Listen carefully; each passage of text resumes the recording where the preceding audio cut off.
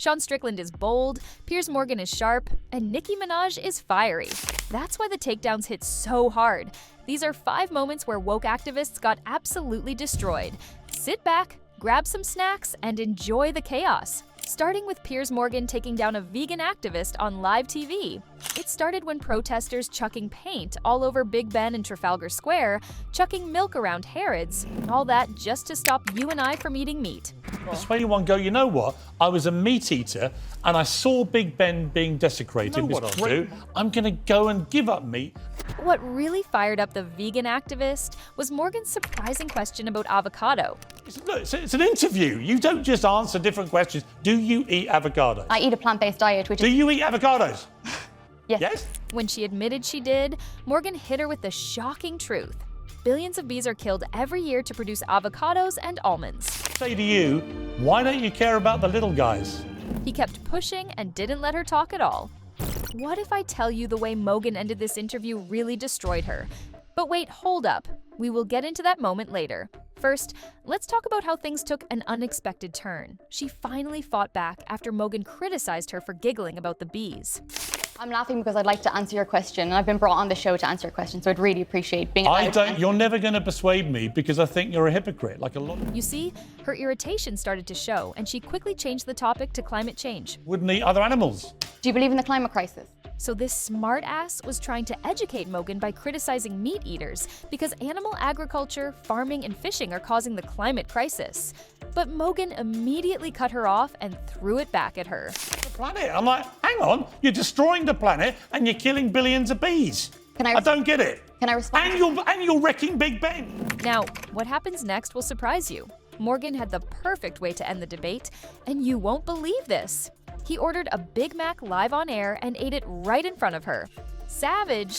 It's across Europe. That study in Oxford, that is exactly what it is about. Planet. No. Anyway, look, I'm starved. And my response to you is to have a Big Mac. Now that's impressive. But while Morgan was calm, the same can't be said about Sean Strickland because when a reporter tried to frame him up with his stupid questions, Sean didn't hold back. His response was bold, unapologetic, and downright epic, something that'll make you love him even more. It started with a simple question about LGBTQ+ topics. City, I did want to ask you about something you wrote a couple of years ago. You said, if I had a gay son. Sean's reaction was explosive.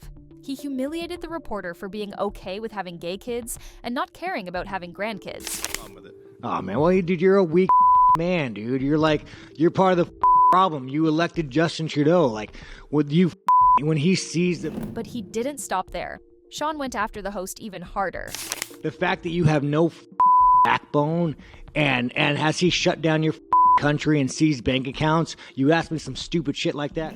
Then came the most explosive moment. The discussion shifted to transgender issues. His words were blunt and unapologetic. The world's not saying that. The world's saying, no, there are 2 genders. School. I don't want my kids being taught about, their preference. The reporter tried to steer things back, but Sean pushed even harder. He accused the reporter of promoting brainwashing, saying that teaching these topics to kids in schools was crossing a major line. You are the definition of weakness. Everything that is wrong with the world is because of you. But here's where it gets interesting. In an unexpected turn, Sean paused, turned to his manager, Lance Spod, and asked, "Am I still good with this? Did I cross a line?" Trying to lighten the mood, but it didn't last long. Just when you thought it was over, Sean turned back and gave the reporter a cold, final warning that shook the room. Your agenda. Don't try to brainwash people. Don't try to go past parents. Don't try to go up past all this shit and brainwash people, you The media has played a huge role in fueling division and pushing their own agenda. That's why it's so satisfying to see someone like Sean stand up and push back against the nonsense of woke culture with confidence. For years, the media has twisted stories and misled millions, but they can't get away with it forever, and sooner or later, they had to face the consequences. And Nicki Minaj made sure of that. I'm not saying it's fair. You sound crazy. It's not cool. When the topic of social media and misinformation came up, Nicki didn't hold back. On Queen Radio, she painted a wild scenario. Imagine someone saying, "Yo, I saw Rory stick a broom up someone's ass." Well, you get the idea. She pointed out the dangers of fake news spreading like wildfire. Millions would believe it, no matter how outrageous. Are you allowed to? Should you not defend? Okay? The next Queen Radio, I'm gonna start a lie about you. Favorite show. It's not cool. But things just got completely out of control. She was like full-on shouting and left everyone stunned in the room. But when it's a bunch of celebrities out here taking drugs and committing suicide and killing themselves, it's not. Nicki got really heated with this topic. This poor guy, you should look at his face. She pointed at the interviewer and called him a nigga. Cool. If you felt the heat, it would not be cool, my nigga. If you thought that was dramatic, wait until you see the moment when Jerry gets called out for the lack of racial diversity. Talk to? I have noticed that most of the guests are mostly white males of 22 episodes that you've had. Yeah, let's get into that. Jerry didn't hold back. Just hang tight. You don't want to miss what happened next. Oh, this really pisses. And I have no interest in gender or race or anything like that. He then turned to the audience with a sarcastic smirk, pointed at them, and tried to use humor to humiliate the host. A lot of whiteys! What's going on here? The crowd burst out laughing, but deep down, Jerry didn't find it funny at all.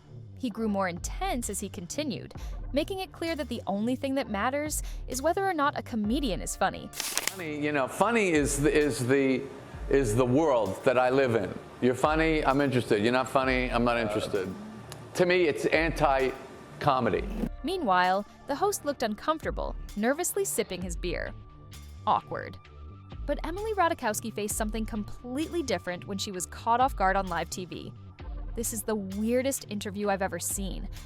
We bring wokeness together. Together, empowerment. Yeah. You empower me towards wokeness. And trust me, it only got weirder from there. Z-Way hit Emily with a question that completely threw her off. How does buying back images of yourself compare to Black people buying themselves out of slavery? It was awkward. She froze, let out an awkward giggle, and stumbled through a response. And what situation is the other situation? I think that the other situation is very different. It was clear Emily was trying to say her experience didn't compare to the horrors of slavery, but her nervous laugh made things worse. Z-Way glared at her. Really, you can't really compare it. By now, the tension in the room was suffocating. Emily tried to regain her composure, but Z-Way hit her with another bombshell.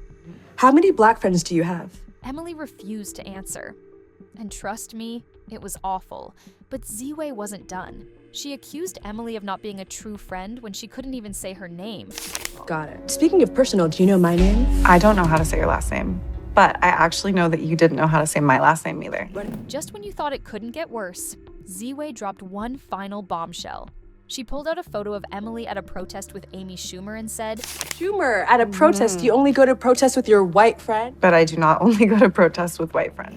If you thought these moments were intense, wait until you see this shocking debate that went viral. Click here to watch now.